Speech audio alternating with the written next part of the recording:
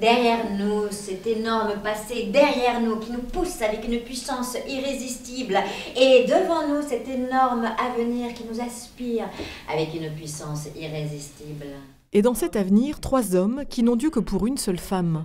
Une femme qui a bouleversé l'existence de Paul Claudel, au point de le conduire à écrire l'une de ses pièces les plus intimes, Partage de midi, un voyage en 3 actes au cœur de la tourmente amoureuse, au cœur d'une passion destructrice. Ça va. C'est une histoire sur la force de l'amour charnel. Oui.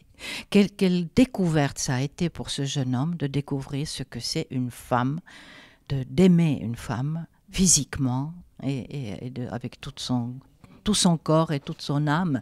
Ça a été un tel bouleversement pour lui, et comme c'est sans doute pour nous tous, c'est quand même une expérience dans la vie là, fondamentale. Et c'est ça qui est fort dans la pièce.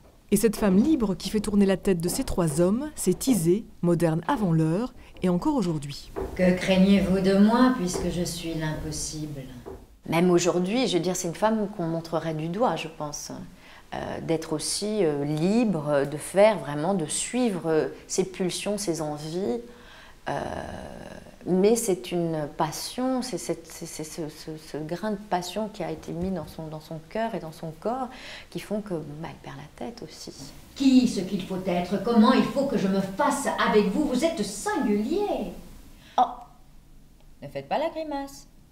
Je pense que c'est une femme qui, de par cette liberté justement, tourne la tête aux hommes. Je ne pense pas qu'elle est particulièrement belle ou particulièrement... Mais elle a ce côté sauvage et libre qui, je crois, fait baver aussi beaucoup, en tout cas ces 3 hommes sur cette scène. Paul Claudel a alors 33 ans lorsqu'il entame cette liaison scandaleuse auquel Isée mettra fin. Un drame charnel dont seuls les mots lui permettront de sortir indemne.